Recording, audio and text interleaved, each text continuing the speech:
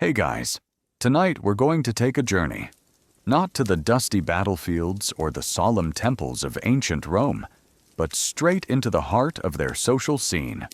Imagine this: the sun has set over a magnificent Roman villa. Torches flicker, casting dancing shadows on marble statues, and the air is filled with the murmur of voices, the faint strains of music, and an array of pungent, unfamiliar aromas. You're not just a passive observer, you're a guest at a Roman party, and quickly discover that while it might look grand, it's often far more surprising, and sometimes, frankly bizarre, than anything you've seen in the movies. Forget quiet sophistication. Prepare for extravagance, excess, and possibly some very questionable entertainment. You probably won't survive this without a serious hangover, or at least a story you can never tell in polite company. So, before you get comfortable, take a moment to like the video and subscribe, but only if you genuinely enjoy what I do here. And if you're feeling adventurous, drop your location and local time in the comments. I always love seeing where you guys are tuning in from. Now, dim the lights. Maybe turn on a fan for that soft background hum. And let's ease into tonight's journey together. You find yourself in ancient Rome, perhaps during the late Republic or early Imperial period, a guest at the sauna, the main evening meal of a wealthy Roman host. This isn't just dinner, it's a social event, a performance, and often a key networking opportunity. The Romans, known for their discipline and practicality in many aspects of life, also had a profound appreciation for leisure and entertainment, and their parties were an extension of this, often reflecting their host's wealth, status, and sometimes his eccentricities. The first thing that strikes you is the sheer opulence, at least if you're at a high-status gathering. Intricate mosaics gleam underfoot. Frescoed walls depict mythological scenes, and the air might be heavy with exotic perfumes. Enslaved servants, dressed in simple tunics, move silently through the rooms, attending to every need. The sounds are a mix of polite chatter, the clink of glassware or pottery, and the soft strumming of a lyre or the reedy wail of an aulos, a double reed instrument. But quickly, the facade of elegance begins to reveal something more complex, often less refined. The sheer amount of food, the richness of the wine, and the casual, often explicit, nature of the conversation will soon become apparent. This isn't just about good manners, it's about display, about conspicuous consumption, and sometimes about pushing boundaries. One mainstream historical fact that utterly redefines what you might expect is that Roman dinner parties seen for the elite were often highly elaborate. Multi-course dinner parties seen characterized by lavish food, copious wine consumption, though often diluted, and a range of entertainment that could vary from intellectual discussion to explicit performances, reflecting the host's social status and values. These events were far more than just a meal. They were social and political spectacles. A particularly quirky tidbit that sets the tone for these gatherings is the Roman emphasis on convivium, the art of dining together. It wasn't just about eating, it was about the shared experience, the conversation, the witty remarks, and the social bonds forged around the dining couch. Imagine going to a dinner party where your social standing and future political prospects could genuinely hinge on how clever your small talk is, or how well you can tell a joke.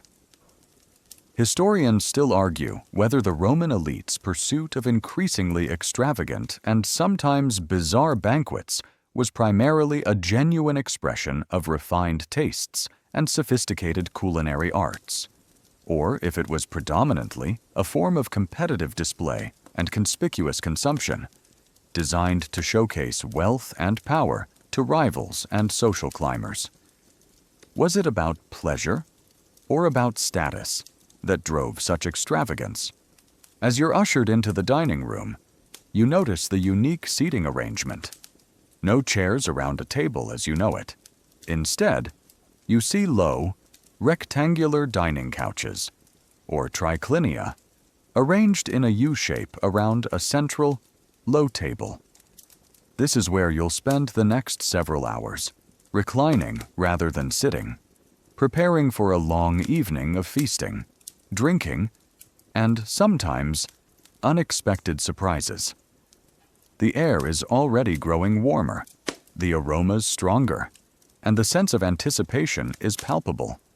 You quickly realize that this is just the beginning of a fascinating and occasionally bizarre plunge into Roman revelry. As you settle into your new surroundings, the initial impressions of opulence deepen, and you realize that the evening is just beginning.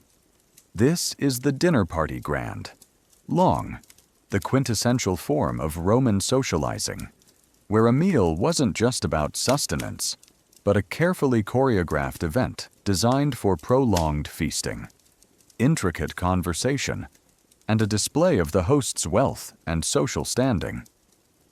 You quickly learn that Roman parties aren't quick affairs. They are marathon sessions of indulgence, stretching for hours, often well into the night, demanding endurance from both guests and the army of enslaved servants.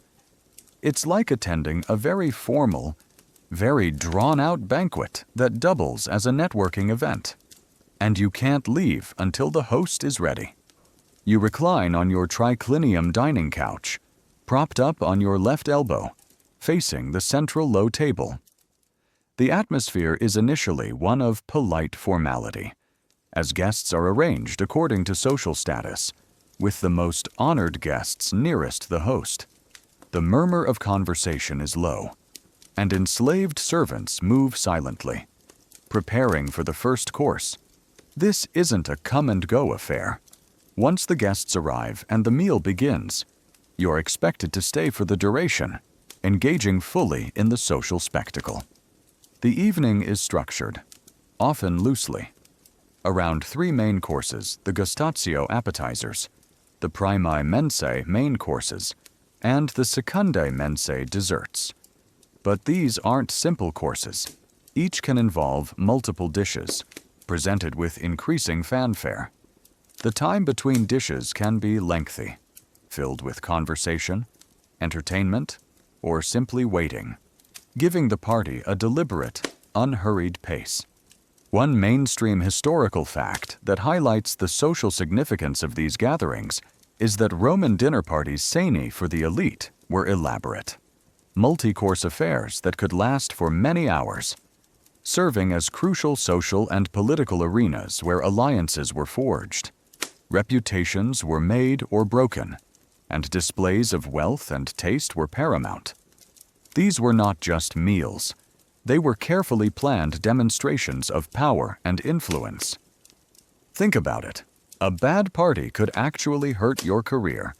Imagine the anticipation as the first course, the gustatio, is presented. It might consist of olives, hard-boiled eggs, small salads, or other light bites, often served with a starter wine, the mulsum wine sweetened with honey. This course is meant to whet the appetite, not fill you up, preparing your palate for the extravagance to come. A particularly quirky tidbit about Roman dinner parties is the sheer number of courses and the often bizarre presentation of dishes. Hosts would often try to outdo each other with novelty and extravagance, sometimes serving dishes disguised to look like something else entirely, or presenting live animals as part of the initial spectacle before they were cooked. Imagine being served a dish that looks exactly like a raw pig, but is actually made of elaborate pastry, or a bird that appears to be alive but is stuffed with something else entirely. Historians still argue whether the extreme culinary extravagance and theatricality seen in some Roman accounts like those from Petronius's Satyricon were representative of actual common practice among the elite, or if they were largely exaggerated literary caricatures intended to satirize the excesses of their time, making it difficult to fully grasp the average elite Roman party. Was it real decadence or satirical hyperbole that dominated the Roman dining scene? The main courses, the prime mensae, would be the longest and most substantial part of the meal. Here, the host would showcase his culinary prowess and his ability to procure exotic ingredients. Dishes would be brought out sequentially, perhaps one elaborate platter at a time, each accompanied by exclamations of delight or polite murmurs from the guests. There's no rush, no pressure to finish quickly. The goal is enjoyment and conversation. Throughout the meal, wine often diluted with water.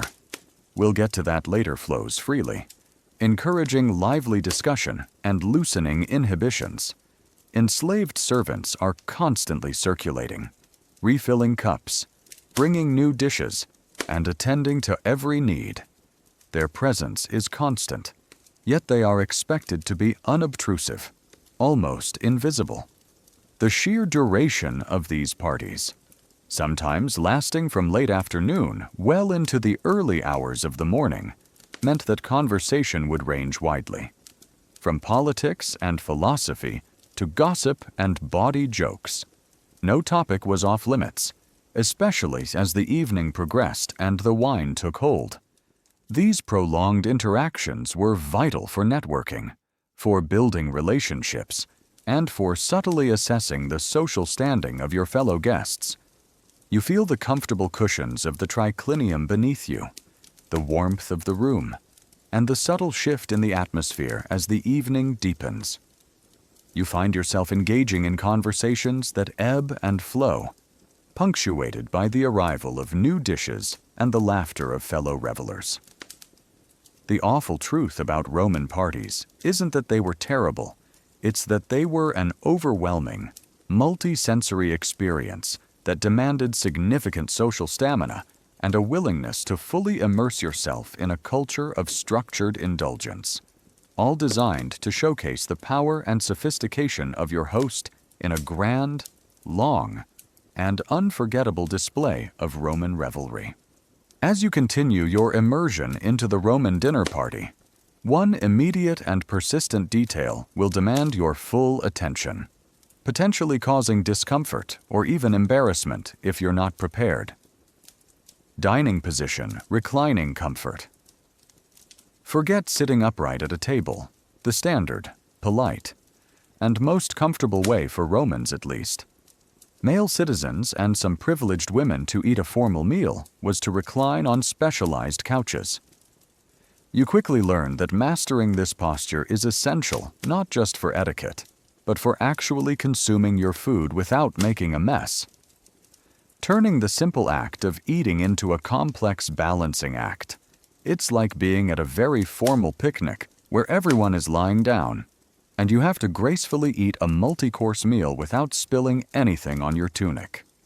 You've been ushered into the triclinium, the dining room, where 3 low rectangular couches are arranged in a U-shape around a central, low table. Each couch, or lectus triclinaris, is typically wide enough for 3 people, hence the tri in triclinium. You're assigned your spot, often determined by social hierarchy, with the guest of honor usually on the left couch, nearest the host. You tentatively position yourself, propping yourself up on your left elbow, your body stretched out horizontally, leaning forward to reach the table. This is the posture of Roman elegance, but it feels incredibly awkward to your modern sensibilities. Your left arm, you quickly discover, becomes your primary support. Your right hand is free to reach for food and drink from the low table. Your legs are stretched out behind you, perhaps covered by a blanket or simply resting on the couch. This reclining position was not just about comfort. It was deeply ingrained in Roman social ritual, a mark of leisure and sophistication, differentiating the free citizen at ease from the enslaved individual standing and serving. One mainstream historical fact that utterly redefines our understanding of Roman dining etiquette is that elite Romans primarily ate their formal dinner parties sine while reclining on U-shaped couches. Triclinia, propped on their left elbows, reaching for food with their right hand. A posture that symbolized leisure and distinguished them from lower social classes and enslaved individuals who often ate sitting or standing. This reclining position was a fundamental aspect of their dining culture. Imagine trying to cut meat or spear a slippery olive while balancing on one elbow. It requires a surprising amount of core strength and coordination. Your non-dominant hand, your left, is essentially out of commission for eating, purely a support. Your toga, if you're wearing one, might bunch uncomfortably, requiring careful adjustment to keep it from dipping into a sauce. You might find yourself shifting uncomfortably, trying to find a stable position that doesn't put undue strain on your elbow or back. The cushions, while probably plush for a wealthy host, don't offer the full ergonomic support you're used to from your modern couch. A particularly quirky tidbit about reclining dining is that it sometimes led to peculiar challenges for both guests and hosts, particularly during the more indulgent phases of the party. Spills were common, and for less graceful diners, it could be a messy affair. Imagine trying to gracefully handle a bowl of runny stew while lying on your side, hoping not to dribble any on your toga, which, by the way, is a single, massive piece of wool and not easily cleaned. Historians still argue whether the physiological effects of reclining while eating, by slowing down digestion or encouraging overeating due to comfort, inadvertently contributed to some of the digestive issues or perceived excesses of Roman banquets, or if the posture was simply a cultural norm that the Roman body adapted to without significant health consequences beyond simple indigestion. Did it lead to gluttony or just relaxed dining? Servants, usually enslaved individuals, move around the low table, refilling cups, presenting dishes, and assisting guests who might struggle to reach items. Their presence, standing over the reclining diners, further emphasizes the stark social hierarchy. They are literally looking down on the masters, yet serving them in this position of ultimate repose. Their silent efficiency is key to maintaining the illusion of effortless indulgence, even as they navigate the awkward postures of their masters. The design of the triclinium itself could also vary. For some hosts, the couches might be simple, sturdy wooden frames with cushions. For others, they could be elaborate, inlaid with precious materials, draped with fine fabrics, reflecting the host's immense wealth. The very cushions you recline on might be stuffed with feathers or straw, offering varying degrees of comfort. Sometimes, the couches even had removable armrests or headrests, allowing for subtle adjustments to maintain the illusion of ease. Conversation flows around the table, punctuated by laughter and the sounds of eating. You participate, your head turned towards your fellow diners, maintaining a posture that suggests ease and sophistication, even if your elbow is slowly going numb or your back is beginning to ache. The long duration of the meal.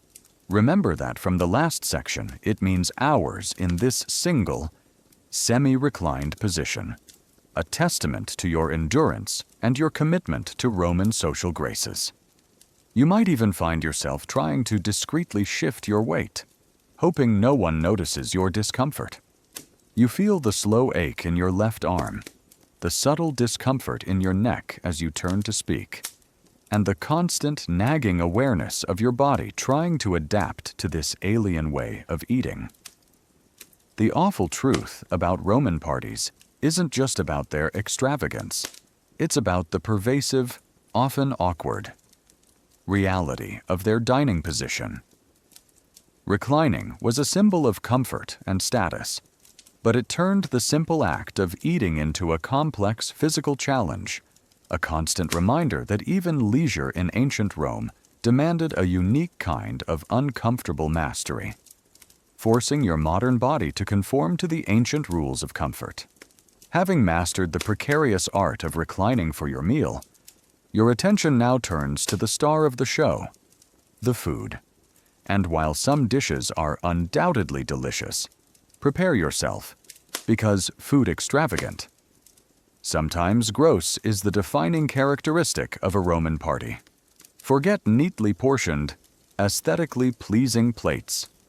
Here, you're about to encounter a dizzying array of dishes, some genuinely exotic, others bizarrely conceived, and many frankly repulsive to your modern palate, all designed to impress, shock, and sometimes even confuse the guests. You quickly learn that Roman culinary ambition often outweighed good taste, turning the dining experience into a strange, stomach-churning adventure. It's like being at a very expensive, very weird buffet where the chef is trying to prove how many strange animals he can cook.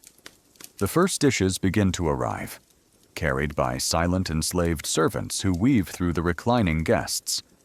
The aromas are rich, heavy with spices, and a mixture of roasting meat and pungent sauces. Your host, with a proud gesture, might indicate a particular platter.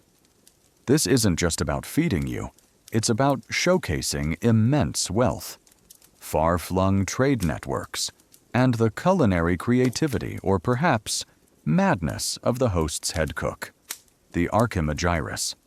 One mainstream historical fact that utterly redefines our understanding of ancient cuisine is that Roman elite dinner parties often featured incredibly elaborate and extravagant dishes, including exotic meats like dormice, peacocks, flamingos, complex sauces, garum-based. Remember that, from the offal jobs in ancient Rome, and food prepared in visually deceptive ways, often prioritizing shock value and novelty over simple palatability. The famous Roman cookbook, Apicius's De Re Coquinaria, details many such recipes. Imagine reading a cookbook that suggests stuffing a pig with live thrushes so they fly out when it's carved. Imagine your surprise as the first appetizer, perhaps a platter of dormice, arrives. These aren't just cute little rodents. They're specially fattened, sometimes in terracotta jars, then roasted or stuffed with nuts and spices. You might tentatively pick one up, a tiny, crisp morsel, wondering if you can actually bring yourself to eat it. It's a delicacy for them, a horror for you. The small, roasted body, complete with tiny paws and a tail, is presented with an air of sophisticated normality that utterly clashes with your modern sensibilities. You try to swallow, politely, as your host beams, completely oblivious to your internal struggle. Then come the more elaborate main courses. While roasted pork, beef, and poultry were common, hosts often vied to serve more exotic meats. You might see a peacock, roasted whole, its magnificent feathers reattached for display. The vibrant plumage creates an incredible visual spectacle, but the meat itself, often stringy and gamey, might not live up to the grandeur of its presentation. Or perhaps a flamingo, its tongue considered a delicacy specially prepared, its long, graceful neck curled around the platter. The sheer effort and cost involved in acquiring and preparing such creatures underscores the host's immense wealth and desire to impress. Even ostriches or wild boar could make an appearance, showcasing the host's hunting prowess or his ability to import rare animals from the far reaches of the empire. A particularly quirky tidbit about Roman party food is the widespread use of garum, that fermented fish sauce. Remember the stench from the awful jobs section. It was added to almost everything, from savory dishes to even sweet ones. The intense, pungent, Umami flavor derived from rotting fish guts was deemed essential for a truly Roman dish. Imagine adding a powerful, salty fish sauce to your honey cake or fruit compote, believing it enhanced the flavor. When to you, it just makes everything taste vaguely of old fish.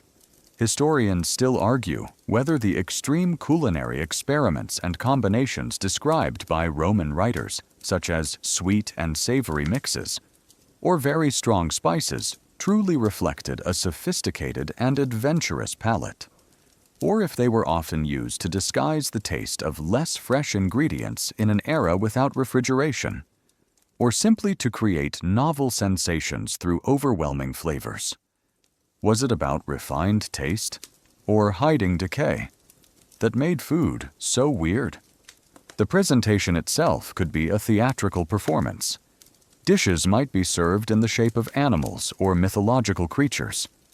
Cakes could be molded to resemble sculptures. Sometimes, even live birds or small animals would be incorporated into a dish, creating a startling effect when carved or served. For instance, a roasted pig might be presented with smaller, live birds placed within its stomach, designed to fly out when the pig was carved. A truly bizarre and unexpected twist to a main course. This wasn't just a meal, it was edible art, designed to shock and awe, and leave a lasting impression on the guests, ensuring your host's party was talked about for weeks. The sauces were complex and often heavily spiced, sometimes to disguise the flavor of meat that might not be perfectly fresh. Remember the lack of refrigeration. Garum, as we know, was a key ingredient, giving many dishes a distinctive, pungent, umami flavor that your modern palate might find overwhelming. Spices from across the empire, like pepper, cumin, and coriander, were used generously, their exoticism adding to the dish's allure and cost, making each mouthful a journey of often overwhelming, unfamiliar flavors. For dessert, the secundae mensae, you might find honeyed cakes, fresh fruits if in season, nuts, and sweet pastries. But even here, there could be surprises. Imagine a honey cake shaped like a miniature gladiator's helmet, or a sweet dish infused with an unexpected savory spice, blurring the lines between sweet and savory in ways your modern taste buds aren't prepared for. Dates stuffed with nuts and honey, or elaborate fruit salads, might offer a brief, sweet respite from the earlier, more challenging courses. You feel the conflicting sensations, the rich aromas, the challenging textures, the occasional burst of an unfamiliar spice, and the constant mental battle against your modern squeamishness. You might politely decline a dish, or take a tiny, experimental bite, only to grimace inwardly and discreetly push it to the side. The awful truth about Roman parties isn't just about the long hours. It's about the bizarre, extravagant, and sometimes truly gross food. Your host's desire to impress meant a culinary journey into the unexpected, turning every course into a potential test of your adventurous spirit and your stomach in a dazzling, yet undeniably strange, display of Roman revelry.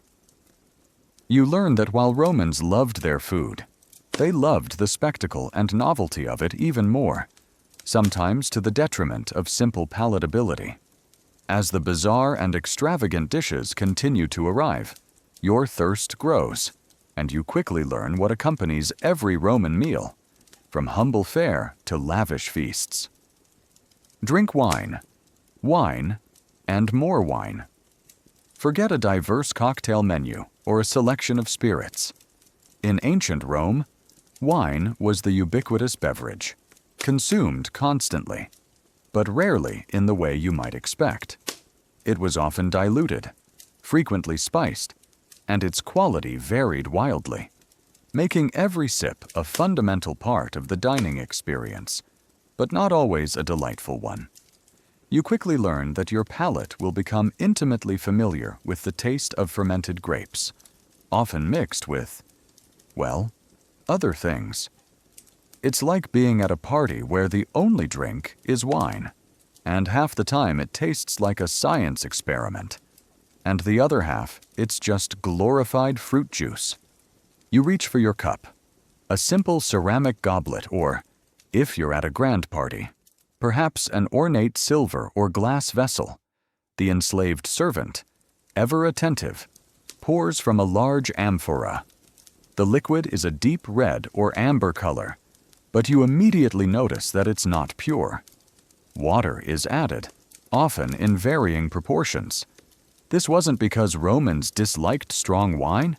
It was a deeply ingrained cultural practice, believed to be a mark of civilization. Drinking undiluted wine was considered barbaric, the practice of Scythians or other uncivilized peoples, fit only for drunks and barbarians who couldn't control themselves.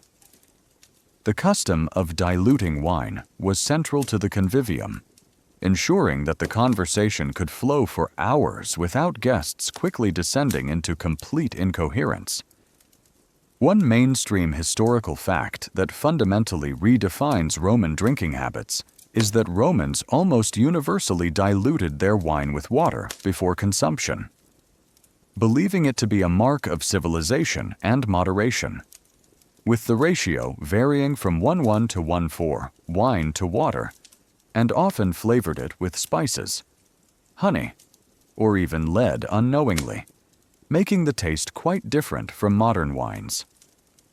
Drinking pure wine was largely frowned upon and associated with barbarism or extreme drunkenness, and doing so was often seen as a social faux pas, a sign of poor breeding or lack of self-control.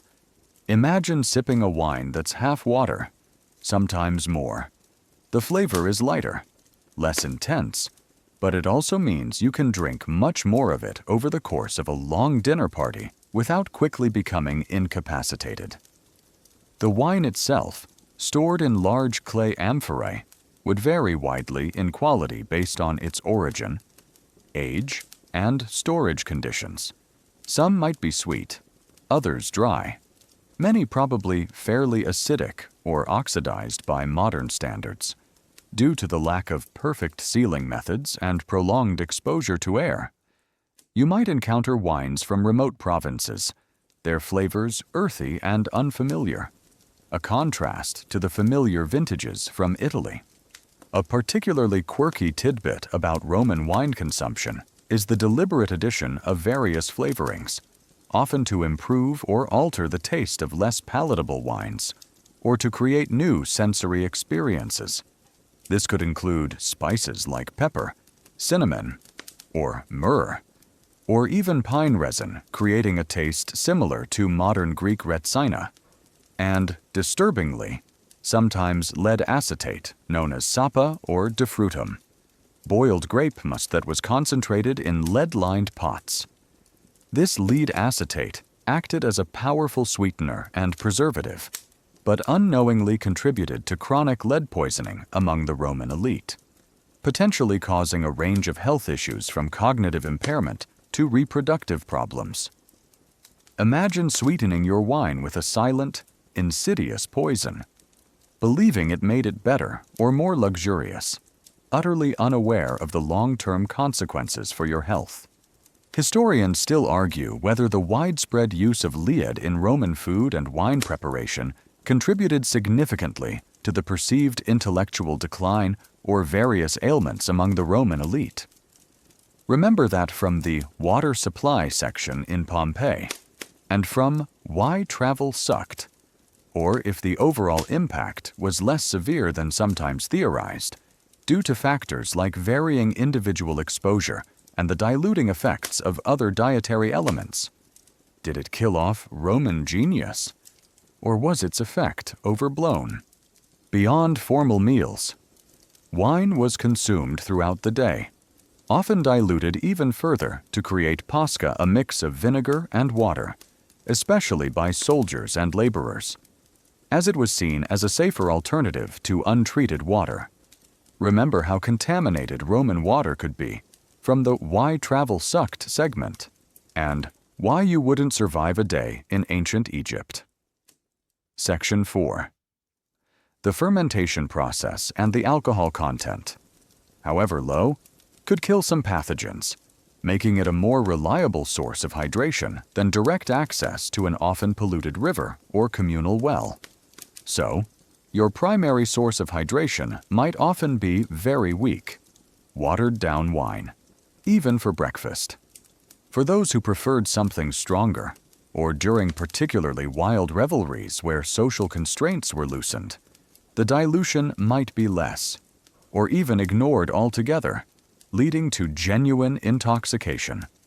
But for a formal dinner party, the focus was on prolonged social drinking, encouraging lively discussion and camaraderie rather than immediate drunkenness. The host, or a designated master of the feast, arbiter bibendi, might even dictate the precise ratio of wine to water, controlling the pace of consumption and the level of sobriety or lack thereof for the entire gathering, ensuring everyone participated in the moderated indulgence. You feel the familiar warmth spread through your body with each sip of the diluted, spiced wine. You notice its often cloudy appearance, or the subtle sediment at the bottom of your cup. You might find the taste a bit strange, perhaps too sweet, too herbaceous, or vaguely resinous for your liking. But you drink it anyway, because it's available. It's what Romans do. And honestly, it's probably safer than the alternative. The awful truth about Roman parties isn't just about the food or the long hours. It's about the ubiquitous presence of wine as the primary beverage, often diluted and strangely flavored, but consumed in vast quantities. Your Roman drinking experience is a constant immersion in a liquid culture far removed from modern sensibilities, making every toast a unique, and sometimes surprisingly unsettling, journey into ancient Roman revelry, where the only option was wine. Wine, and more wine, in all its strange, watery, and sometimes poisonous glory. As the wine flows freely, diluted though it may be, and the elaborate courses continue to make their appearance, the Roman dinner party truly comes alive with its varied and often surprising performances. This is the realm of entertainment musicians to midgets. Forget background music or polite parlor games. Roman hosts, eager to impress and entertain, would often parade a dizzying array of performers before their guests, ranging from skilled artists to novelty acts, and sometimes even shocking spectacles designed to provoke a reaction.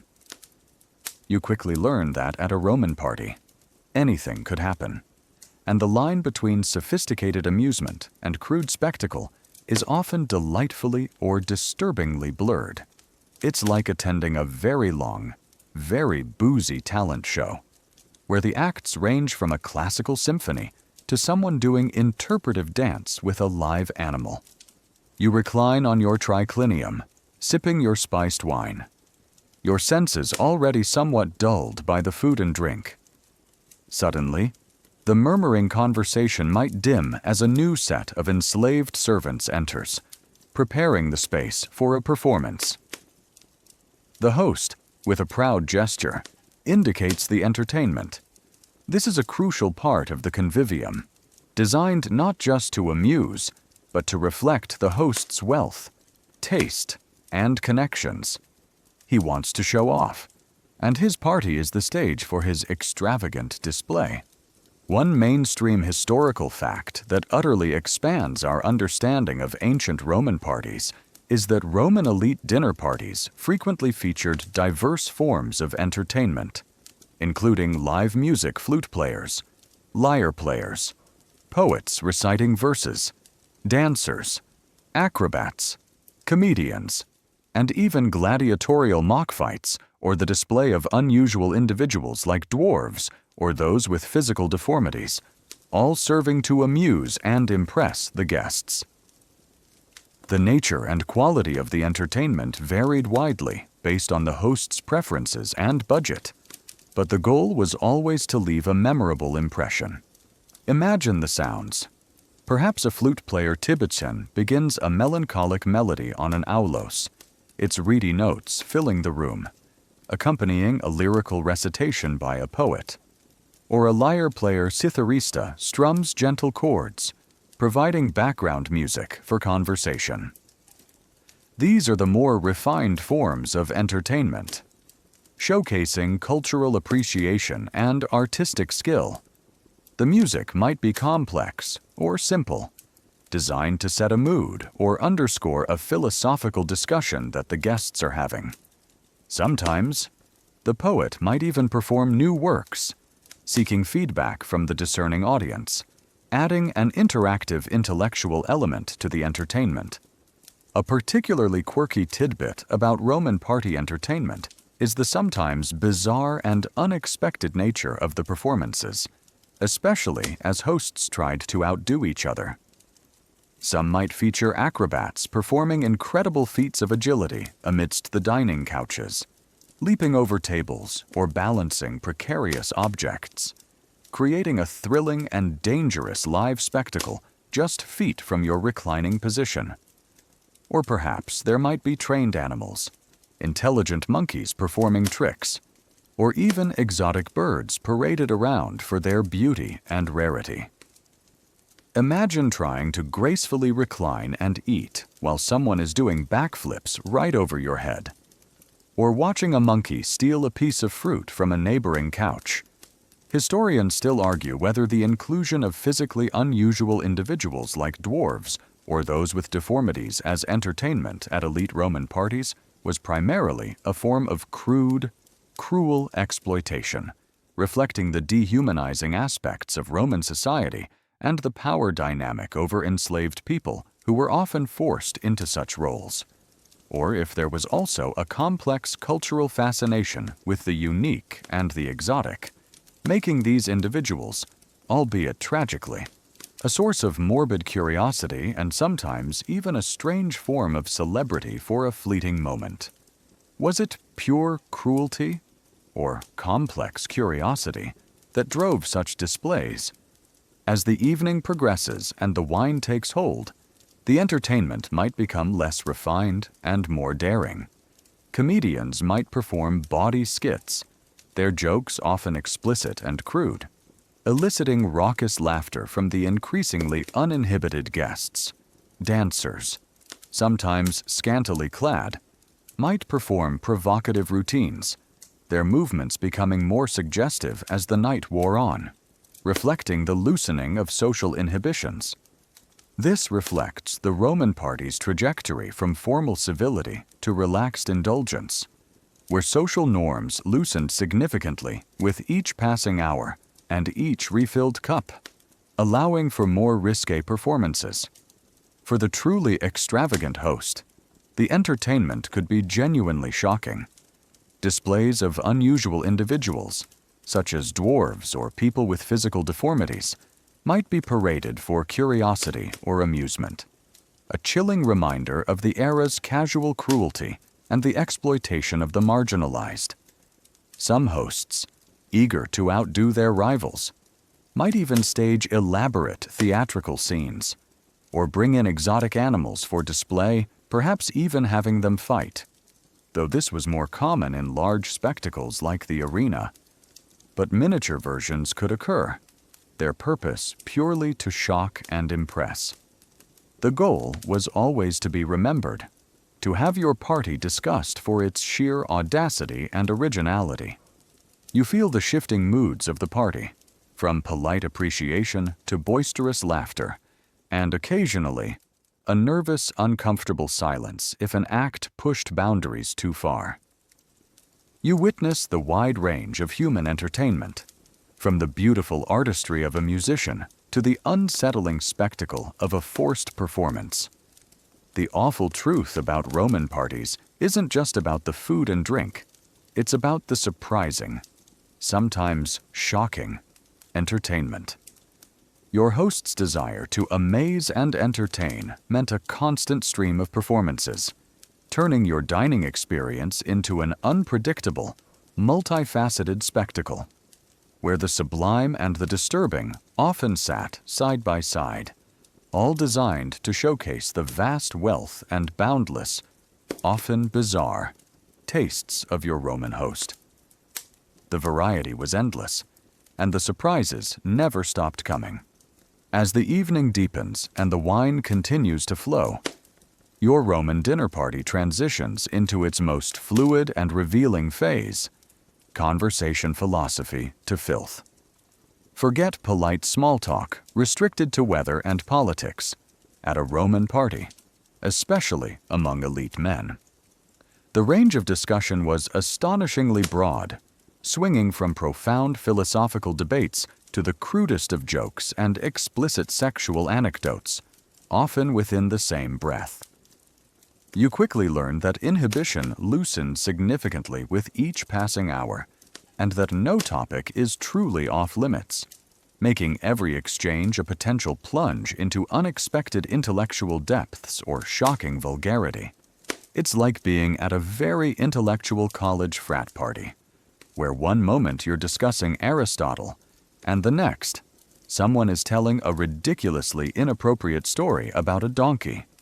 You recline on your couch, your ears tuned to the ebb and flow of voices around you, your fellow guests, perhaps a mix of senators, poets, wealthy merchants, and military commanders, engage in lively discourse. The initial formality, remember that from Section 2, has largely dissipated, replaced by a more relaxed, uninhibited atmosphere. The presence of enslaved servants, moving silently through the room, seems to have no bearing on the freedom of speech. They are invisible ears, their discretion presumed, or simply irrelevant. One moment, you might find yourself engaged in a discussion about the Stoic philosophy of enduring hardship, or the latest political maneuverings in the Senate, with guests eloquently quoting Cicero or debating the virtues of imperial rule. The conversation can be intellectual, sophisticated, and deeply engaging, reflecting the Roman elite's appreciation for rhetoric, learning, and civic life. You might hear discussions on astronomy, history, or the latest philosophical treatise from Greece, with profound questions posed and debated with intellectual rigor. The host might even have arranged for a philosopher or a scholar to be present specifically to lead such discussions, enhancing the intellectual gravitas of the gathering. One mainstream historical fact that highlights this intellectual freedom is that Roman dinner parties for the elite were key venues for intellectual discourse, where guests engaged in lively debates on philosophy, politics, literature, and current events, often showcasing their rhetorical skills and learning, reflecting the importance of intellectual conversation in Roman social life. These were not just social gatherings, but also intellectual proving grounds, where one's wit and knowledge were as important as their social status, allowing for a fascinating interplay of minds. But then, with astonishing swiftness, the topic might swerve. A witty remark about a political rival could quickly devolve into a crude personal insult, delivered with cutting sarcasm. A philosophical discussion about the nature of beauty could suddenly veer into a bawdy joke about a public figure's sexual habits or a detailed anecdote about a notorious brothel. The polite veneer peels away, revealing a Roman appetite for ribaldry and explicit humor that would shock modern sensibilities, especially in a mixed company setting. The laughter might become louder, more unrestrained, as social inhibitions dissolve under the influence of the wine. A particularly quirky tidbit about Roman party conversation is the prevalence of explicit sexual jokes and anecdotes, even from respected figures. These weren't whispered. They were often shouted with laughter, featuring graphic descriptions of various sexual acts, preferences, and the exploits of both men and women, sometimes with shocking detail. Imagine a dignified senator, famous for his eloquent speeches in the forum, suddenly launching into a detailed, crude story about a night with a meretrix prostitute, and everyone just laughing along, or even trying to outdo him with their own, even more outrageous, tales. Historians still argue whether the apparent frankness and explicit nature of Roman party conversation, particularly concerning sex and bodily functions, reflects a genuinely more open and less prudish society than later Christian cultures, with different norms for public discourse, or if it primarily indicates a specific form of male bonding and social display among the elite, where vulgarity served as a way to assert masculinity, power, and disregard for conventional morality among peers, or even to test the boundaries of new guests. Was it genuine openness, or a show of bravado and power? No topic seemed truly taboo, especially as the evening progressed and the diluted wine began to take full effect. Remember that from Section 5, gossip, both personal and political, flowed freely, often becoming increasingly scandalous. Details of love affairs, financial woes, physical imperfections, and rumored crimes were exchanged with relish, with guests often competing to reveal the juiciest tidbit. You might hear graphic descriptions of surgical procedures, though perhaps less gross than actually witnessing them, like in the medical care section of ancient Egypt, or crude comments about the appearances of enslaved servants, or even other guests who had temporarily excused themselves from the room. The conversational flow was often unstructured, leaping from one subject to another without warning, following the whims of the most influential or loudest speaker. One moment, someone is reciting lines from Virgil's Aeneid. The next, they're complaining about the price of garum. Remember that pungent fish sauce from our awful job section. And then, perhaps, someone makes a sexually explicit comment about a rival's wife or a particularly attractive enslaved performer. Your social survival depends on your ability to quickly adapt, to contribute appropriately to whatever topic arises, and to not show discomfort, even when the conversation delves into territory that would make your modern ears burn. You learn to read the room, to gauge when to be witty, when to be profound, and when to simply laugh at an incredibly crude joke. The presence of enslaved servants during these conversations, constantly refilling cups and bringing dishes, seemed to be entirely ignored. They were considered invisible, unhearing, their discretion taken for granted, even when the conversation was highly sensitive, politically charged, or explicitly sexual. This further highlights the deep power imbalance within the Roman household, where the privacy of the elite was maintained by the deliberate dehumanization of their domestic staff. You feel the intoxicating mix of intellectual stimulation and crude amusement, your mind constantly shifting gears to keep up. You learn to laugh at the crass jokes, to nod sagely at the philosophical pronouncements, and to feign indifference to the more scandalous gossip. The awful truth about Roman parties isn't just about the food and entertainment. It's about the unfiltered, often shocking, range of conversation. Your Roman party experience is a plunge into a verbal landscape where profound thought and explicit vulgarity coexisted, making every exchange a surprising, sometimes unsettling, glimpse into the uninhibited minds of the Roman elite, leaving you both intellectually stimulated and slightly scandalized, a testament to a society that relished the full spectrum of human discourse, from the sublime to the utterly depraved. As the lavish courses continue to parade before you, and the wine-fueled conversation oscillates wildly between philosophy and filth. A notorious, often repeated myth about Roman parties might creep into your mind: the vomitorium myth versus reality. Forget the popular image of Romans gorging themselves, then retiring to a special room to vomit and make space for more food. This sensationalized notion is largely a historical misunderstanding, though the reality of Roman overindulgence and its less glamorous consequences certainly existed.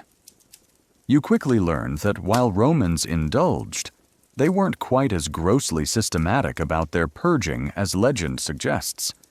It's like being at a party where everyone assumes there's a special designated room for throwing up, when in reality, if it happens, it's just in a bush out back, or perhaps a chamber pot. You might be eyeing a particularly rich dish, perhaps roasted dormouse, or a bizarre concoction of exotic bird tongues. Remember those from Section 4's Food Extravagant. Sometimes gross. And the thought crosses your mind, how do they eat all this? That's when the modern myth of the vomitorium, a designated room for purging, might pop into your head. You look around, perhaps discreetly searching for a hidden doorway, a discreet exit from the dining room that leads to such a facility. But you won't find one, because such a room, used for that purpose, largely didn't exist in Roman villas or private homes. The idea of a purpose-built vomit room is a delightful, yet completely inaccurate, piece of historical fiction. The term vomitorium is real, but it has a completely different meaning. One mainstream historical fact that utterly debunks this persistent myth is that the Roman vomitorium was actually an architectural feature of amphitheaters and theaters, a series of wide, vaulted passages and entrances designed for large crowds to quickly and efficiently exit or spew forth from the building, not a place for intentional purging during banquets. The misunderstanding arose from a misinterpretation of Latin texts centuries later. So, no. Romans didn't have a specific room dedicated to throwing up after too much food at their dinner parties.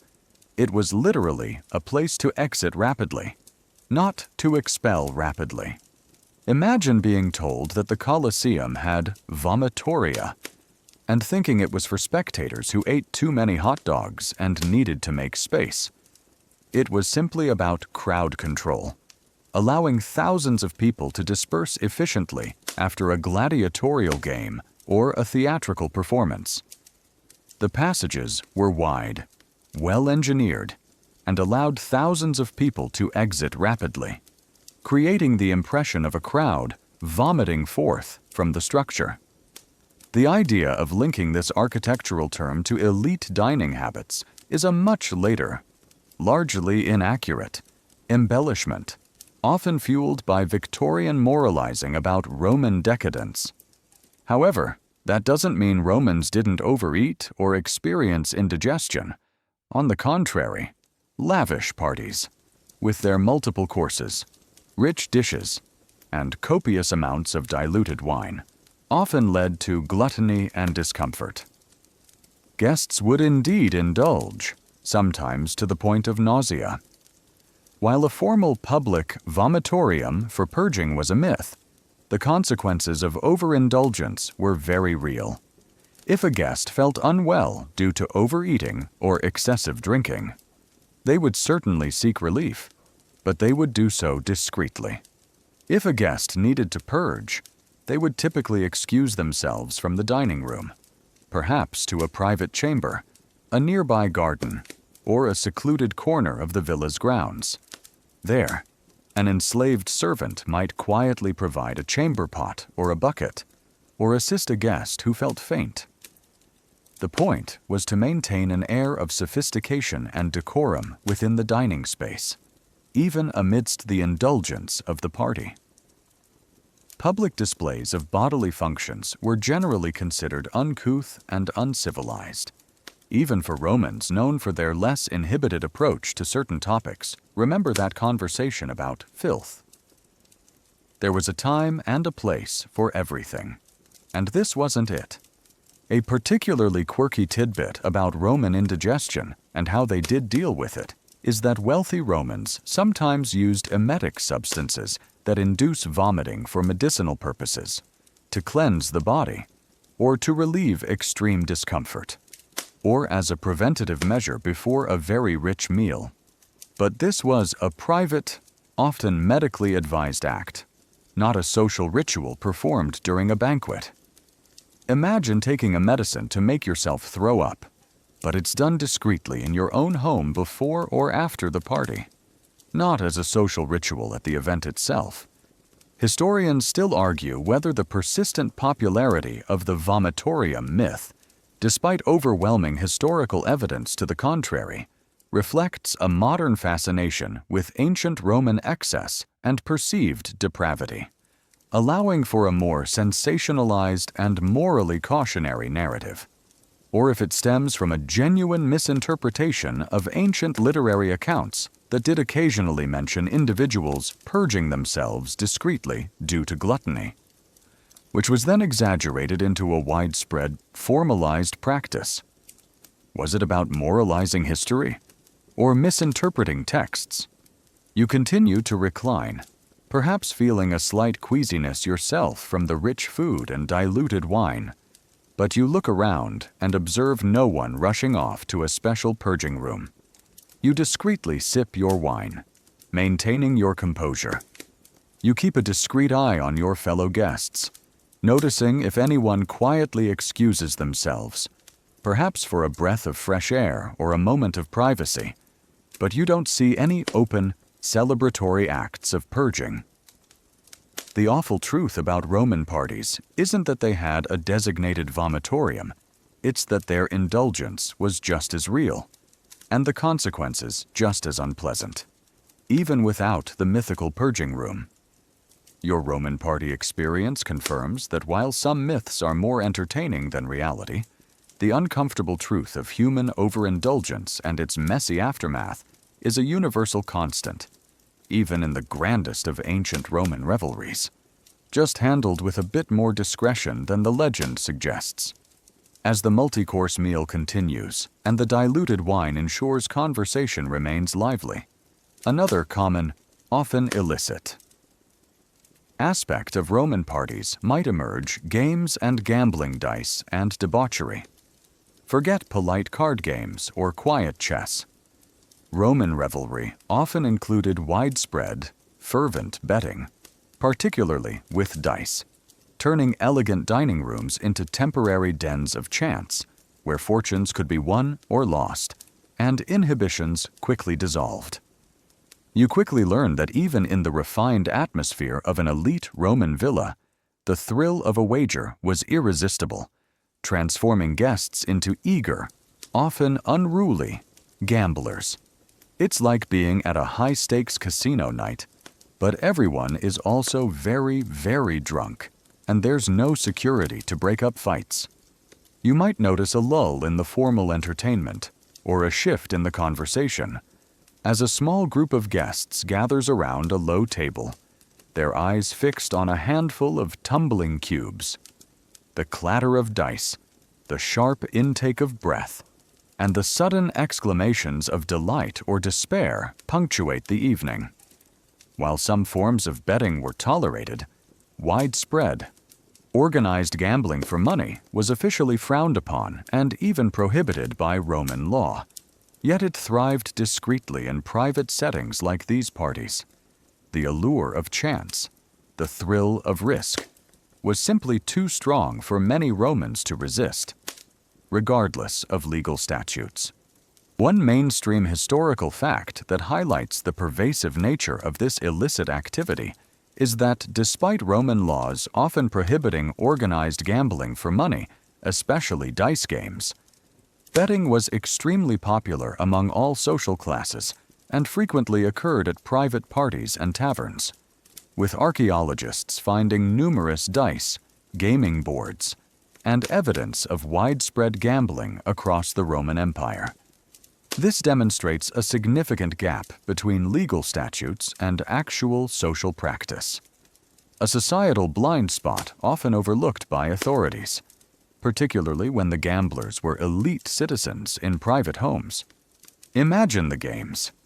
Most common were dice games, often played with 3 dice tali or tesserae, where players would bet on various combinations or on who could roll the highest sum. The dice themselves were made from bone, ivory, metal, or even clay, often imperfectly shaped, adding another layer of randomness to the outcome. Elaborate gaming boards, sometimes resembling simplified backgammon tabula ludus, might also be brought out, etched with grids and symbols, over which counters were moved based on the dice rolls. The stakes could range from small sums of local coin, a few sestertii or denarii, to significant amounts of money, property, or even, for the most desperate and in more illicit, professional gambling dens, not typically at a private party. The freedom of an enslaved person, or even one's own personal liberty. A particularly quirky tidbit that reveals the lengths to which Roman gamblers would go and how cheating was inherent is the archaeological discovery of loaded dice in Roman sites, sometimes weighted with lead or carved subtly to favor certain numbers.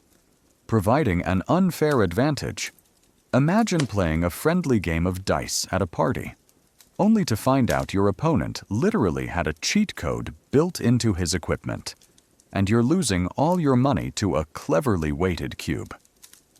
Historians still argue whether the Roman state's persistent attempts to prohibit or regulate gambling were primarily a moral crusade against idleness and vice, seeking to maintain social order and traditional Roman virtues by curbing activities deemed unproductive and corrupting, or if it was also a pragmatic effort to control financial flows and prevent the dissipation of wealth through unproductive means, especially among the elite who might squander inherited fortunes.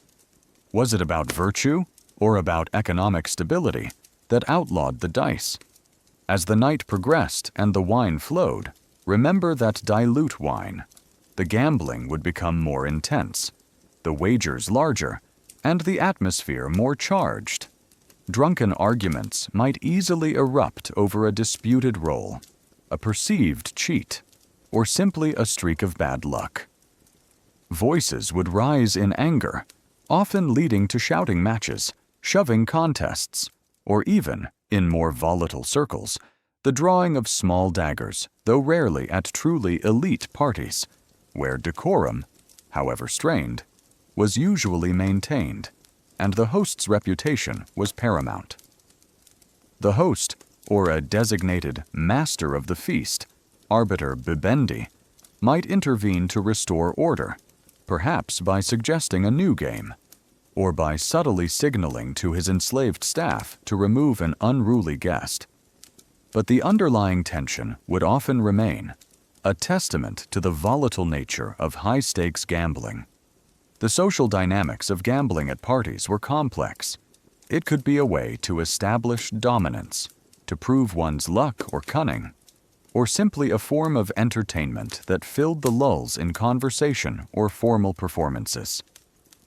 For some, it was a desperate attempt to win back lost fortunes, leading to deeper financial ruin and personal despair. The allure of quick riches, however fleeting, was a powerful draw, transforming polite guests into fervent participants in a game of chance where the rules of society seemed to briefly melt away. Enslaved servants, constantly moving through the room, collecting empty cups and bringing new platters, would witness these illicit activities, their presence, as always, presumed to be unseen and unheard.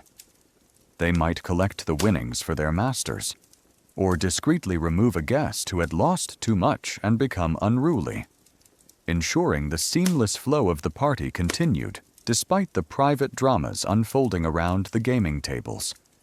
You feel the thrill of the wager, the sudden rush of adrenaline as the dice tumble, and the immediate elation or despair as they land. You participate, perhaps cautiously at first, then with increasing abandon as the wine dulls your inhibitions and the competitive spirit takes hold. The awful truth about Roman parties isn't just about the food and entertainment. It's about the pervasive, often illicit, inclusion of games and gambling. Your Roman party experience is a plunge into a world where the pursuit of pleasure often included the thrill of chance, transforming dignified gatherings into boisterous, debauched dens of dice and potential ruin, revealing a society that, despite its laws, couldn't resist the seductive lure of a wager, making every roll of the dice a glimpse into the hidden, unregulated passions of the Roman elite.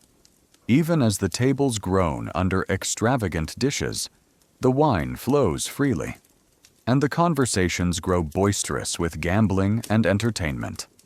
The true, silent engine driving every Roman party remains largely overlooked.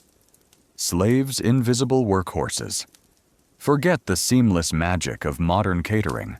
Every single aspect of a Roman feast, from the preparation of the bizarre food to the serving of endless wine, the cleaning of the inevitable mess, and even the entertainment, was meticulously managed and physically performed by a vast, tireless, and often exploited workforce of enslaved individuals. You quickly realize that the luxury and leisure enjoyed by the Roman elite were built directly on the backs of unfree labor, turning every moment of revelry into a silent testament to systemic dehumanization. It's like being at a magnificent show, only to discover that the entire cast and crew are invisible, unpaid, and utterly exhausted. You notice them moving through the triclinium dining room, their movements silent, efficient, almost ghost-like amidst the animated chatter of the guests. They fill cups, bring new platters, clear away discarded bones, and anticipate every need before it's even voiced. Their simple tunics and shaved heads for male enslaved individuals mark their status, but their presence is so constant, so ubiquitous, that they are rarely truly seen by the guests. This isn't just about good service. It's about making the source of labor disappear, allowing the elite to enjoy their indulgence without confrontation or guilt. One mainstream historical fact that utterly defines the mechanics of Roman parties is that Roman elite dinner parties and social gatherings were entirely dependent on the extensive labor of enslaved individuals, who performed every task from cooking, serving, and cleaning to providing entertainment, enduring long hours and often harsh conditions, effectively acting as the unseen foundation of Roman leisure and luxury. Their tireless work enabled the very concept of Roman revelry, from the simplest to the most extravagant. Imagine the sheer number and specialization of the enslaved individuals required for a grand party. There might be koki cooks laboring in the hot, smoky kitchens. Remember those awful conditions from Section 12 of the Awful Jobs script. Preparing complex, multi-course meals from exotic ingredients. There would be tricliniarchy dining room managers overseeing the intricate service and the flow of the evening, ensuring every dish arrived on time and every cup was full. Carptors carvers would expertly dismember roasted animals at the table, a display of skill in itself, while passilatores cupbearers would constantly refill wine cups, navigating the reclining guests with practiced ease. Beyond the front-of-house staff, countless others would be working tirelessly behind the scenes cleaning, hauling water from the aqueducts, managing supplies in the storerooms, and tending to the general upkeep of the sprawling villa. A particularly quirky tidbit that reflects the extreme specialization and dehumanization of enslaved labor in wealthy Roman households is the existence of enslaved individuals whose sole job might be to entertain guests during parties, whether as musicians, dancers, or even living centerpieces, like those dwarves or individuals with physical deformities we discussed in Section 6. Imagine an enslaved person whose entire purpose is to provide fleeting amusement for a wealthy host. Their human dignity utterly ignored while they perform their forced role, often trained from childhood specifically for this purpose. Historians still argue whether the apparent efficiency and sophistication of Roman household management, particularly for large social events, was primarily due to the sheer quantity and specialization of enslaved labor, making complex tasks feasible without advanced technology, or if it also reflected a pragmatic system of control and incentive, like the promise of manumission, albeit a distant one that motivated enslaved individuals to perform demanding roles to a high standard, despite their lack of freedom. Was it pure exploitation, or a subtle system of motivation? The labor began long before the guests even thought of arriving. Enslaved individuals would spend days, even weeks, preparing for a major cena, meticulously cleaning and decorating every corner of the villa, procuring exotic ingredients, often also involving enslaved labor, to transport them from distant ports, preparing the elaborate dishes, chilling wine using snow brought from mountains, a rare and expensive luxury that required its own dedicated enslaved transporters, and setting up the dining couches and all their accoutrements. Their work was precise, tireless, and utterly unacknowledged in the social hierarchy. During the party itself, their work was constant, without a moment's rest. They moved through the room with practiced ease, anticipating needs, clearing away messes, sometimes discreetly wiping up vomit, remembering our discussion of the vomitorium myth, and ensuring the seamless flow of the evening.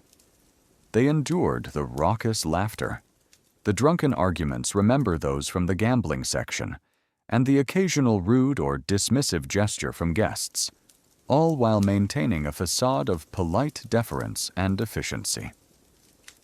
Their long hours stretched well into the night, often continuing long after the last guest had departed. Cleaning up the extensive and often disgusting mess, remember Section 12's after-party mess, restoring order to the villa before the host even awoke. Their presence was so ubiquitous that they became almost invisible, a literal backdrop to the revelry. Guests would speak freely, even intimately. In their presence, remember the conversations from philosophy to filth, from Section 7, assuming their silence and discretion.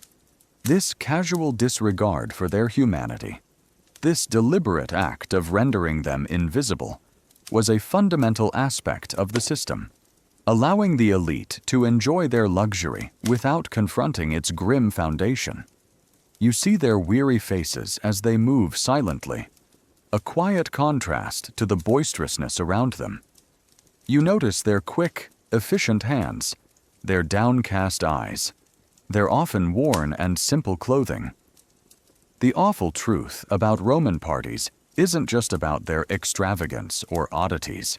It's about the pervasive, relentless, and utterly dehumanizing labor of enslaved individuals. Your Roman party experience is a chilling reminder that every indulgence, every moment of leisure, every grand display of wealth was made possible by the tireless, exploited efforts of those who were considered mere property, the invisible workhorses who powered the empire's grand revelry, receiving no share in the joy they helped create. And their silent suffering was the true cost of every Roman celebration. As the enslaved individuals tirelessly work to keep the party flowing, your attention might shift to another nuanced, often debated aspect of Roman social gatherings: women's roles, varied presence. Forget a single, monolithic image.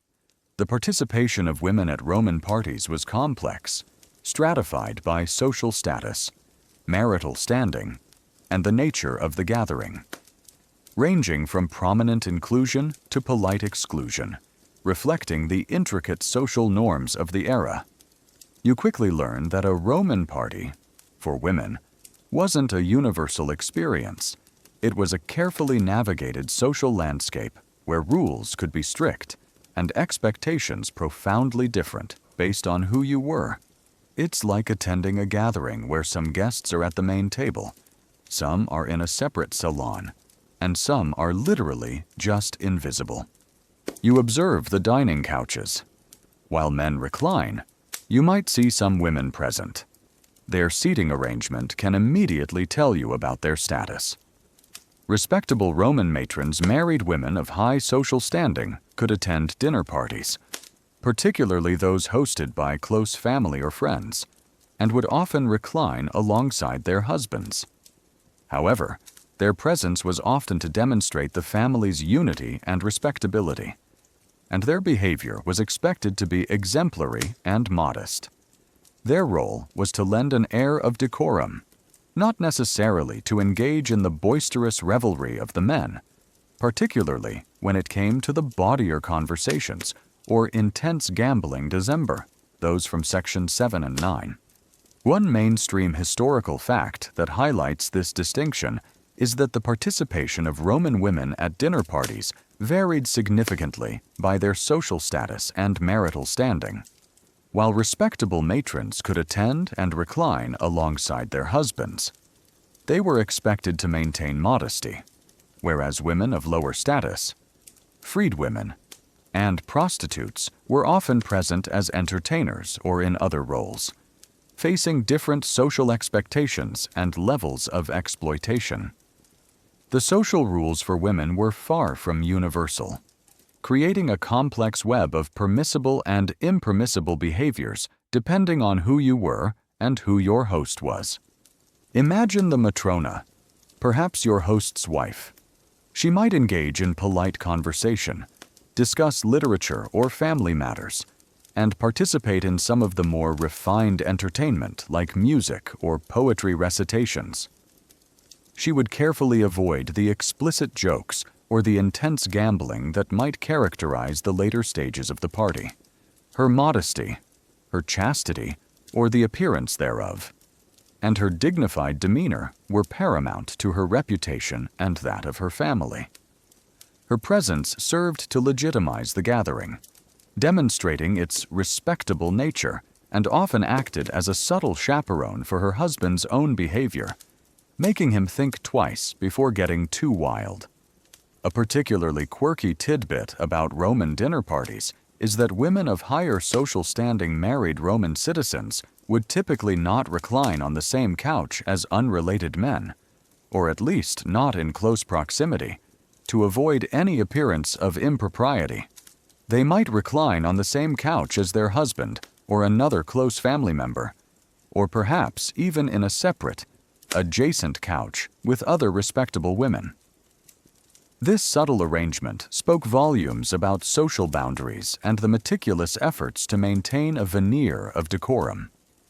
Imagine the awkward dance of seating arrangements at a modern formal dinner, meticulously calculated to avoid even the perception of scandal.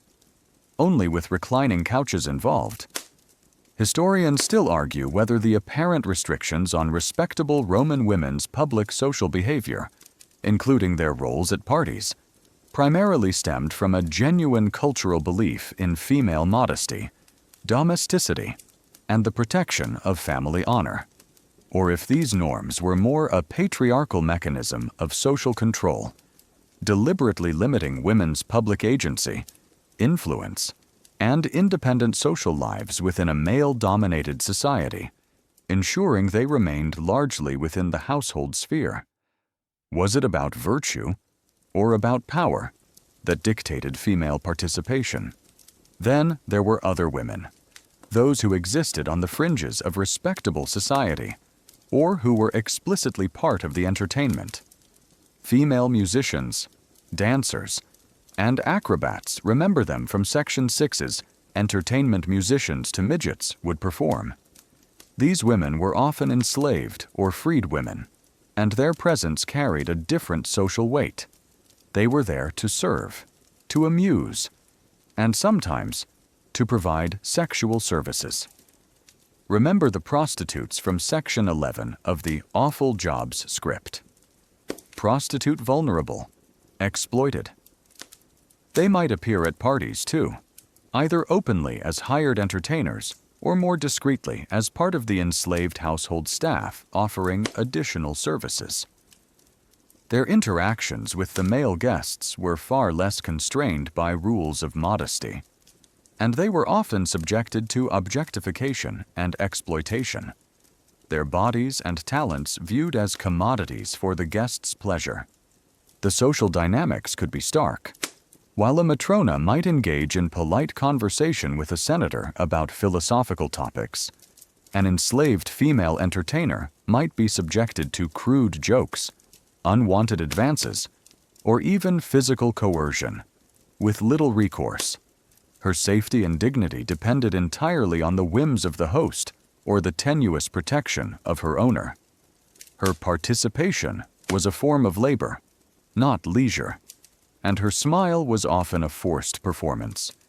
Even among women, a clear hierarchy existed. A wealthy widow or a powerful freedwoman who had accumulated her own fortune might command more respect and freedom than a young, unmarried girl from a less prominent family.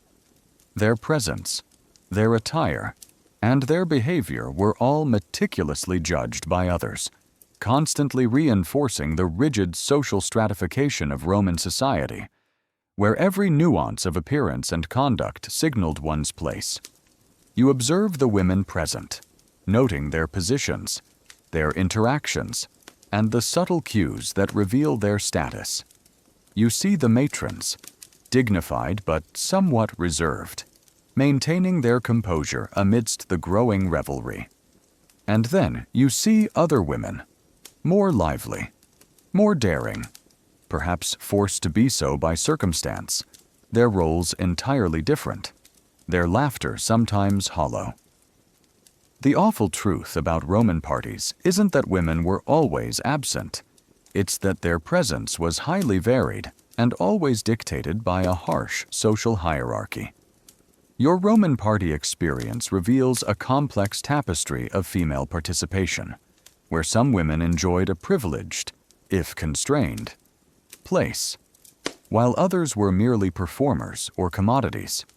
Their roles a stark reminder of the profound differences in dignity and freedom that permeated every aspect of Roman social life, even amidst the grandest revelry.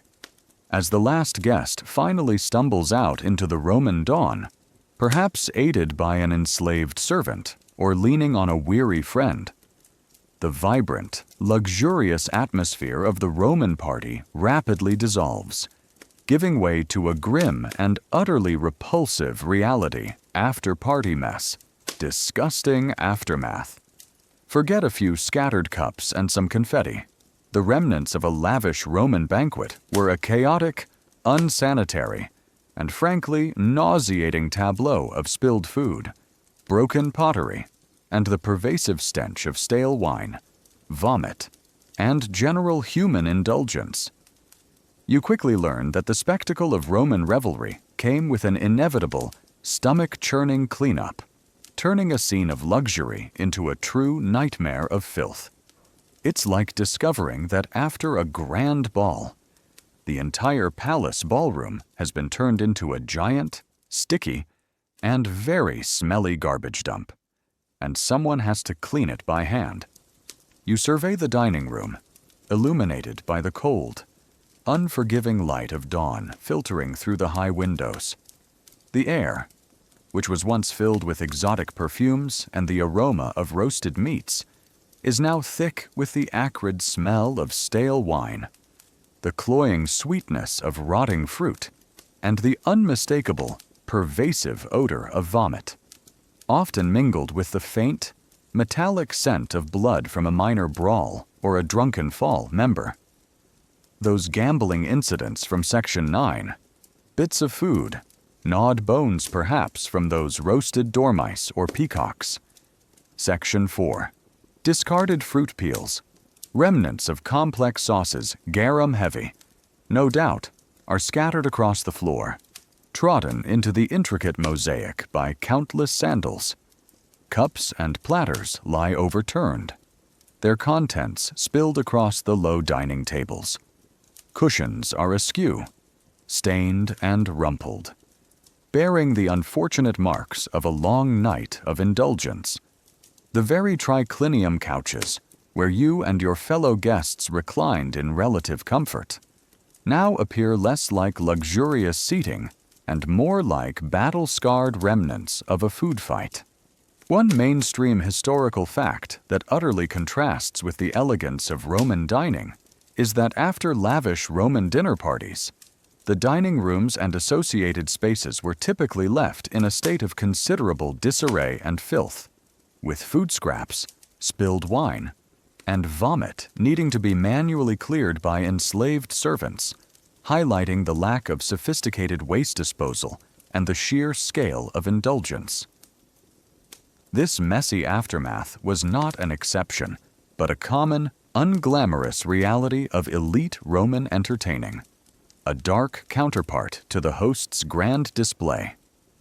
Imagine being the person who has to scrape solidified vomit from intricate mosaic floors, pick up discarded food from under dining couches, and scrub wine stains from expensive fabrics, all before the sun is fully up. Imagine the enslaved servants, weary from a night of ceaseless serving. Remember them from Section 10, now faced with this daunting task. They move silently through the mess, their faces impassive, gathering the broken pottery, sweeping up the food scraps into baskets, and, most repulsively, meticulously wiping up the inevitable puddles of vomit or other bodily fluids that might have accumulated. The cold water they use, often hauled from an aqueduct and possibly contaminated, think back to Why Travel Sucked. Section 6. And Ancient Egypt. Section 4. Only partially washes away the grime, and the stench seems to linger in the very stone and plaster, a lingering ghost of the previous night's excess. There are no powerful chemical cleaners, no automated floor scrubbers. Every bit of filth is dealt with by human hands and basic tools. A particularly quirky tidbit that reveals the Romans' curious and, frankly, somewhat gross relationship with their own mess is the occasional artistic depiction of unswept floor mosaics asaroton.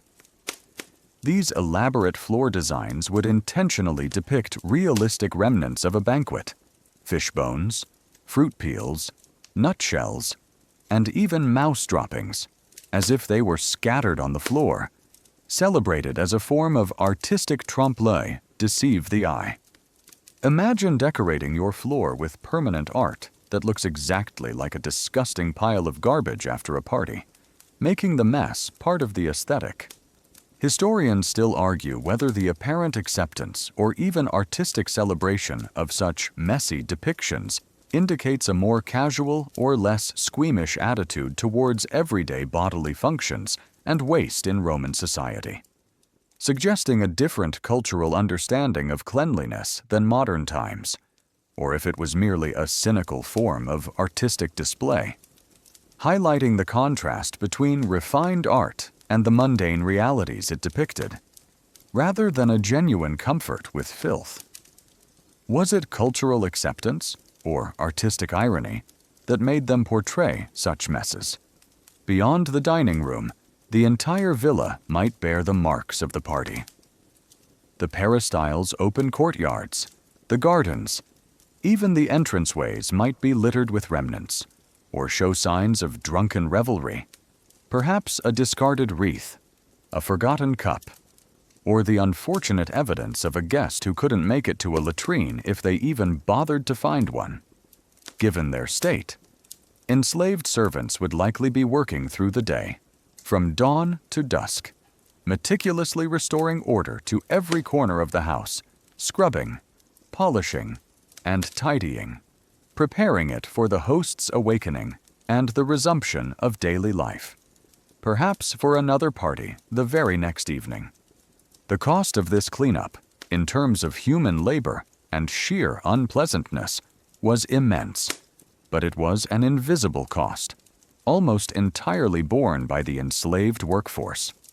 For the Roman elite, the luxury of indulgence came with the implicit understanding that someone else would handle the repulsive aftermath, allowing them to retreat to their chambers, blissfully unaware of the true extent of the chaos they had left behind. Their hangovers, their only personal consequence. You feel the stickiness beneath your sandals, the pervasive, stomach-churning stench, and the sheer visual chaos of the room around you. You see the broken pottery, the scattered food, and the unmistakable stains, a silent testimony to a night of unrestrained excess. The awful truth about Roman parties isn't just about their extravagance or their bizarre entertainments. It's about the profound, disgusting reality of their aftermath. Your Roman party experience confirms that behind every facade of luxury and indulgence lay a foundation of considerable mess and unhygienic chaos.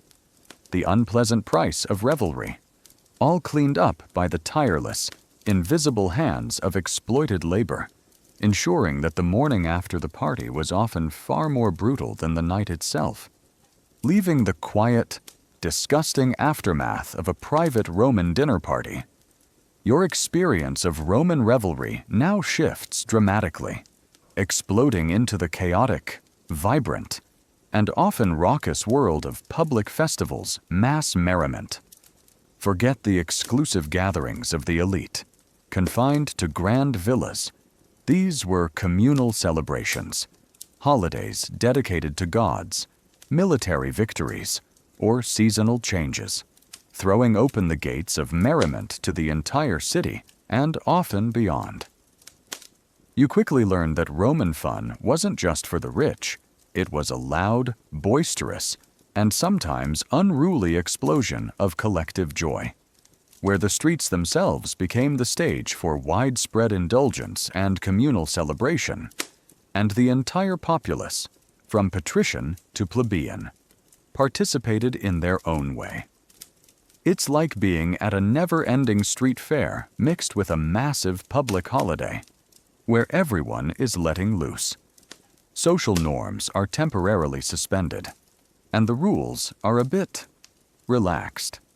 You find yourself swept up in the throng of a Roman festival, perhaps the Saturnalia, a major winter festival honoring Saturn, the god of agriculture and liberation, or the Lupercalia, an ancient fertility rite held in February, known for its wild, almost barbaric rituals. The usual strictures of Roman society loosen considerably. The streets, typically bustling with purposeful daily activity and often divided by unspoken social barriers, are now packed with citizens of all social classes, mingling, laughing, and celebrating in a way that would be unheard of on a normal day. The air is filled with a cacophony of sound music from flutes tibiae and drums tympanum, rhythmic clapping, joyful singing, raucous laughter, and the joyous shouts of thousands of revelers. This isn't the refined, controlled atmosphere of a private villa. It's a full sensory immersion into collective exuberance, a powerful outpouring of shared emotion.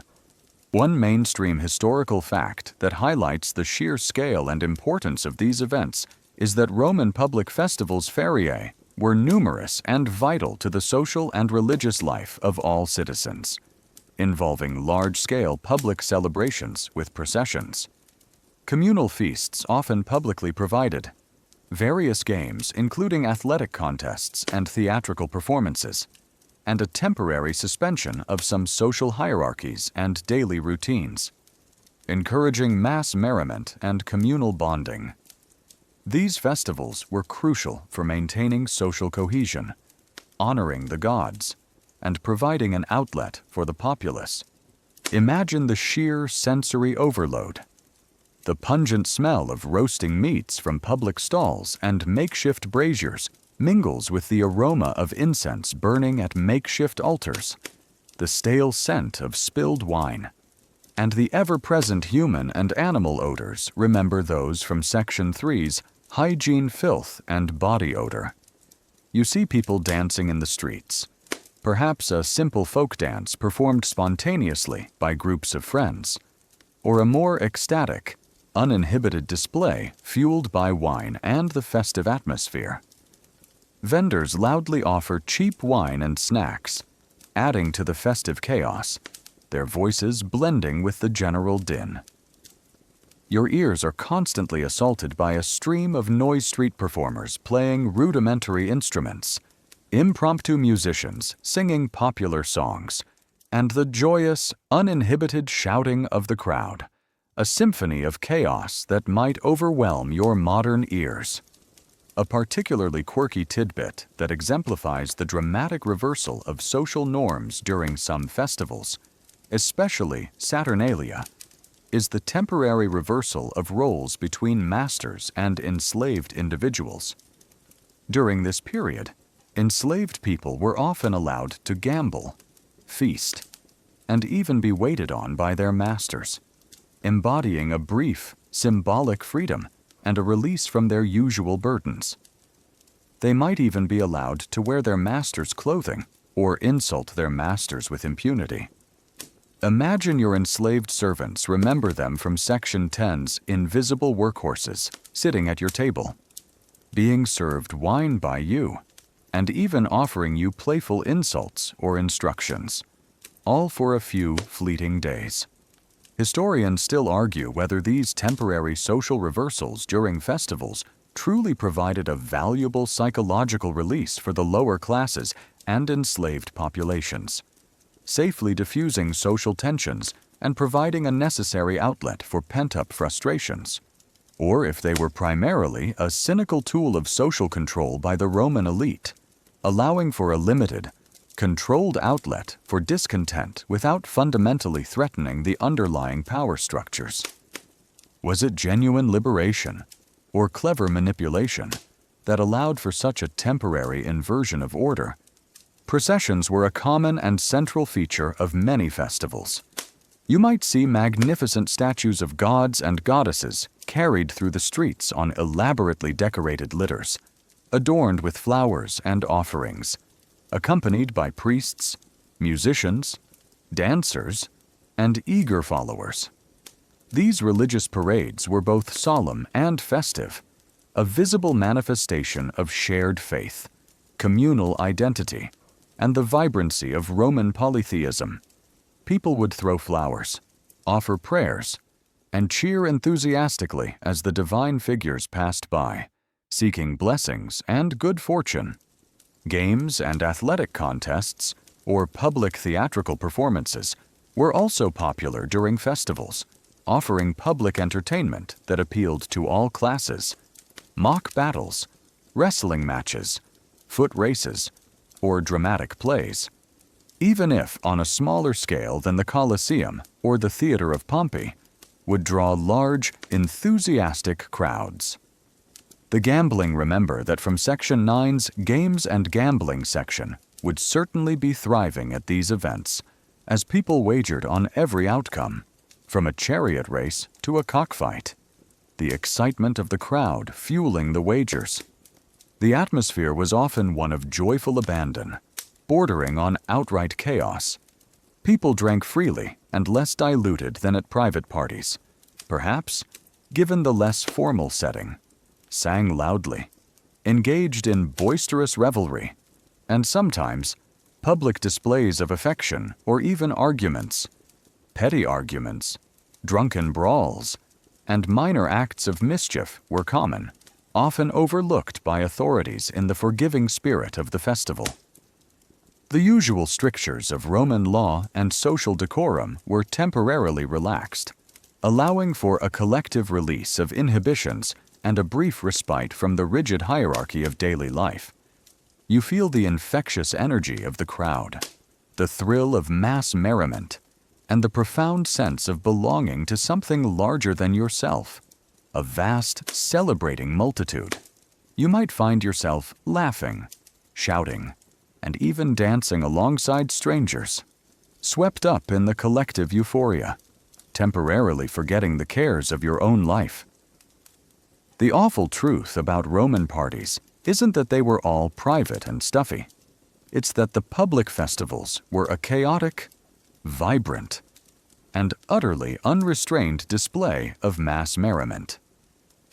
Your Roman party experience reveals a society that, despite its rigid class structure, knew how to let loose collectively, transforming its streets into a riotous, joyous spectacle, a powerful testament to the Roman capacity for both strict order and spontaneous, overwhelming revelry, where the ordinary citizen could temporarily forget the grind of empire and simply revel in the shared joy of the crowd. A true display of collective Roman vita. Having witnessed the raw, communal exuberance of public festivals, your journey through Roman revelry now takes a sharp turn back into the exclusive, often bizarre, world of the ultra-wealthy themed party's eccentric indulgence. Forget simple dinner parties. The Roman elite, ever eager to outdo each other, would host extravagant, highly specialized banquets designed not just to entertain, but to shock, amaze, and subtly display their limitless wealth, power, and often their peculiar tastes. You quickly learn that for the truly rich, a party wasn't just a meal, it was a theatrical production, a living art installation, where the only limit was the host's imagination and his endless coffers. It's like being at a very exclusive, very strange, and very expensive immersive theater experience where the theme is often decadence, and the guests are part of the show.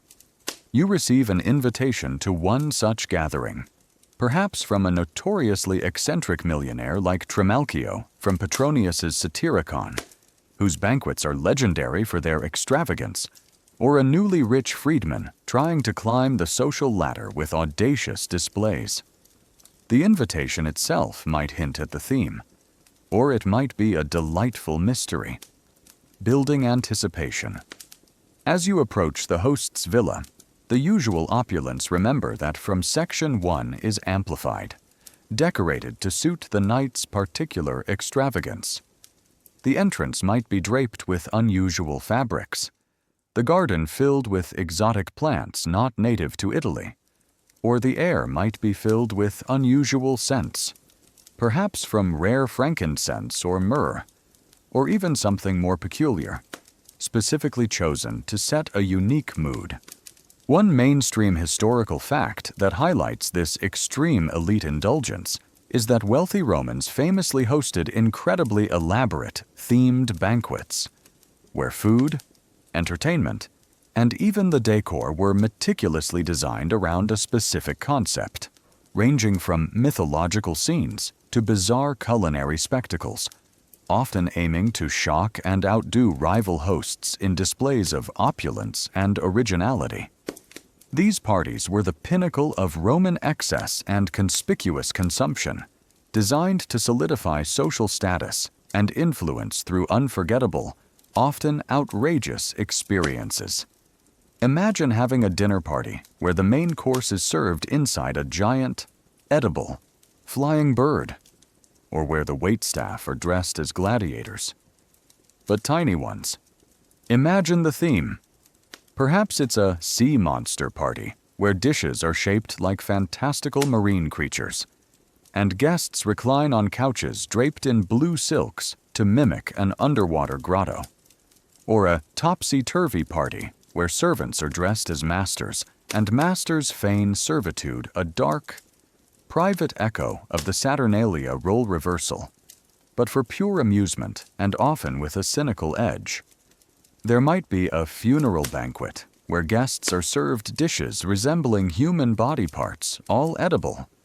Of course, hopefully, or where a mock will is read, making the atmosphere playfully macabre. The attention to detail is astonishing. Every element, from the lighting to the music, is meticulously planned by the host and his army of specialized enslaved servants. A particularly quirky tidbit about these themed parties is the extreme lengths some hosts would go to create truly bizarre and memorable culinary spectacles, pushing the boundaries of what was considered edible or appropriate. Accounts from Roman writers describe dishes like a whole roasted boar filled with live thrushes that would fly out when carved at the table, creating a startling and memorable effect, or a giant cake shaped like a monster that would bleed wine when cut, surprising and delighting the guests. Imagine being served a cake, only for it to start bleeding Merlot, and thinking that's impressive and a mark of ultimate sophistication, rather than a health hazard or just plain weird. Historians still argue whether the extreme accounts of these eccentric Roman banquets were primarily accurate historical depictions of elite excess, reflecting a genuine taste for the bizarre and grotesque among the super-rich who sought novelty at any cost, or if they were largely exaggerated or even fictionalized literary devices used by satirists like Juvenal or Petronius, whose Satyricon is full of such descriptions to criticize the perceived moral decay and vulgarity of their society, making it difficult to fully separate fact from literary invention. Was it real, or just very sharp satire that depicted such over-the-top indulgence? The food, already extravagant. Remember Section 4's sometimes gross dishes would be elevated to an art form of eccentricity. Dishes might arrive disguised as something else entirely, requiring guests to use their wits or their adventurous appetites to discover the true nature of their meal. Exotic birds, wild beasts, and rare fish would be presented in elaborate culinary tableaux, often with accompanying theatrical flourishes. The objective was not just to eat, but to be amazed, perhaps even slightly repulsed, by the host's boundless creativity and wealth, ensuring his reputation for extravagance. Entertainment, too, would be integrated into the theme. Musicians might play exotic instruments from distant lands. Dancers might perform specific mythological narratives related to the theme, or actors might stage short plays reflecting the party's chosen concept. For some truly decadent hosts, the entertainment could become even more transgressive, involving explicit performances more so than normal. Remember Section 6 and 7, or even mock gladiatorial combats staged right in the dining room, designed to shock and excite the increasingly inebriated guests, blurring the lines between private entertainment and public spectacle. The boundaries of polite society, already fluid at Roman parties, would often completely dissolve in these themed extravaganzas, with the host implicitly granting permission for outrageous behavior. The conversation would inevitably revolve around the host's audacious display, guests competing to offer the most eloquent praise for his ingenuity and generosity, while subtly or not so subtly evaluating his taste and comparing his party to others they had attended. Social climbing, networking, and the subtle assertion of status were all part of the game, even amidst the most outlandish displays, a constant underlying current beneath the waves of revelry. You recline on your couch, perhaps sipping a particularly rare vintage of spiced wine, your eyes wide with a mixture of amusement, astonishment, and perhaps a touch of revulsion. You see a dish presented that defies explanation, a culinary puzzle designed to confound and impress, and you try to decipher its components. The awful truth about Roman parties isn't just about the long hours or the explicit conversations. It's about the pinnacle of elite indulgence, the bizarre and specialized themed parties. Your Roman party experience at this level is a plunge into a world where boundless wealth and eccentric tastes combined to create a theatrical, often grotesque, yet undeniably unforgettable spectacle. A testament to the Roman elite's limitless capacity for revelry and ostentatious display, often blurring the lines between a feast and a performance art piece, all designed to secure a lasting, if sometimes infamous, reputation for the host. After navigating the grand dining rooms, the awkward reclining, the sometimes gross food, the endless diluted wine, the bizarre entertainment, the explicit conversations, the non-existent vomitoria, the illicit gambling, the invisible enslaved labor, the varied roles of women, the disgusting after-party mess, and the eccentric themed banquets, you finally emerge to contemplate the profound and lasting legacy influence on modern socializing. The parties of the Roman Empire, for all their strangeness and excess, were not isolated historical oddities. They established customs, norms, and a very human approach to shared revelry that has, surprisingly, rippled through centuries, subtly shaping the way we gather and celebrate today. You realize that your modern dinner parties, your toasts, even your concept of hospitality, owe an unexpected debt to those ancient Romans. It's like discovering that the very roots of your favorite modern traditions twist back to an ancient, wine-soaked banquet. You reflect on the elements that felt most alien: the reclining posture, the ubiquitous garum on everything, the peculiar consumption of dormice, the widespread public gambling, and the pervasive presence of enslaved labor underpinning it all. Yet, many core aspects of Roman parties feel strikingly familiar, proving the enduring nature of human social needs. The idea of a multi-course meal, served over an extended period, designed for conversation and enjoyment, is a concept that persists in formal dining today, from fine restaurants to elaborate home entertaining. The emphasis on intellectual discourse, on witty banter, and on a convivial atmosphere remains central to what makes a successful gathering. One mainstream historical fact that highlights this enduring influence is that many aspects of Roman party culture, particularly the structured multi-course meal with distinct courses, appetizers, main, dessert, the focus on shared conversation and intellectual discourse, the ceremonial pouring of wine, and the role of various forms of entertainment, profoundly influenced later European and thus Western traditions of formal dining and social gatherings, shaping etiquette and expectations for centuries. Their parties set a template for how the elite, and eventually broader society, would entertain. Imagine a formal dinner party you might attend today. The progression from appetizers to main courses to dessert. The careful selection of wines to accompany each dish, though thankfully likely undiluted and lead-free. The expectation of polite, and sometimes not so polite conversation and witty exchanges. These are all direct echoes of the Roman cena. Even the act of raising a glass in a toast, a small ritual we perform without thinking, has roots in Roman libations to the gods, or in a simple gesture of good cheer and solidarity among guests. The very phrase symposium, referring to an academic conference, derives from the Greek term for a drinking party that often included intellectual discussions, a tradition embraced by the Romans. A particularly quirky tidbit that shows the subtle shift over time is the Roman emphasis on drinking games or formal symposia after the meal, where guests would drink and debate more seriously, often on philosophical or literary topics.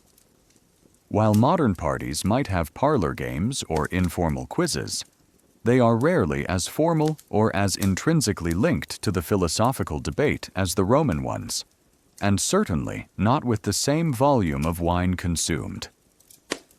Imagine having to play a drinking game where the forfeit is discussing the meaning of virtue, or quoting a long passage of ancient poetry correctly, all while trying to maintain your composure.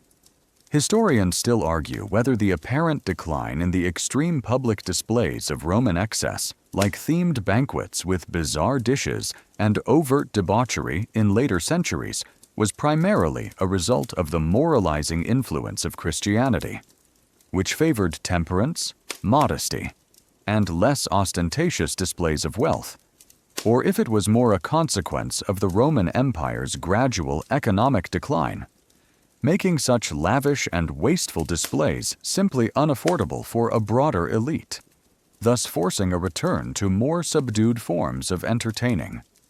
Did faith, or economics, tone down the parties? The importance of the host's hospitality, his meticulous planning, and his desire to impress guests and solidify social bonds remains a cornerstone of entertaining. The very idea of throwing a party not just for personal enjoyment, but as a strategic social and political tool to showcase one's status, connections, and good taste, is a direct inheritance from the Roman elite.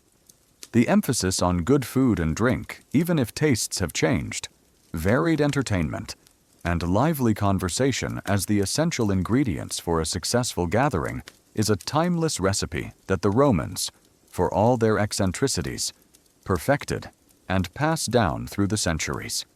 Even some of the darker sides, the pervasive gambling, though hopefully more regulated now, the occasional debauchery, and the casual reliance on unseen labor, though, thankfully, not slavery in most contexts now, find uncomfortable parallels in less savory aspects of modern socializing. The human tendency towards indulgence, the blurring of social boundaries in a festive atmosphere, and the desire to escape daily routines are universal constants that the Romans understood well. You stand now, perhaps with a newfound appreciation for your own dinner table, and recognize the enduring mark of Roman civilization on your own world, even in something as seemingly simple as a party.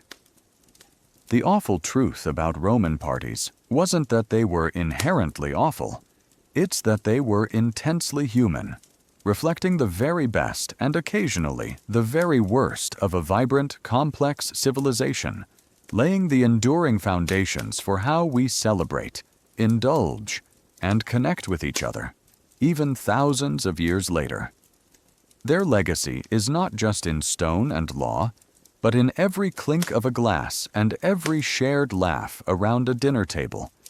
Now, as the sounds of ancient revelry fade, and the lingering scents of spiced wine and exotic foods grow quiet, let the stillness of your room embrace you, the grand feasts, the bizarre entertainment, and the vibrant conversations of Roman parties are safely in the past, part of a history that now dissolves into the gentle hum of your fan. You've journeyed through a world of ancient indulgence, and now it's time for you to find your own peaceful rest. Let your mind unwind, your muscles relax, and sink into a deep, undisturbed sleep, far from the triclinium and the endless flow of ancient wine. End of script. Sweet dreams.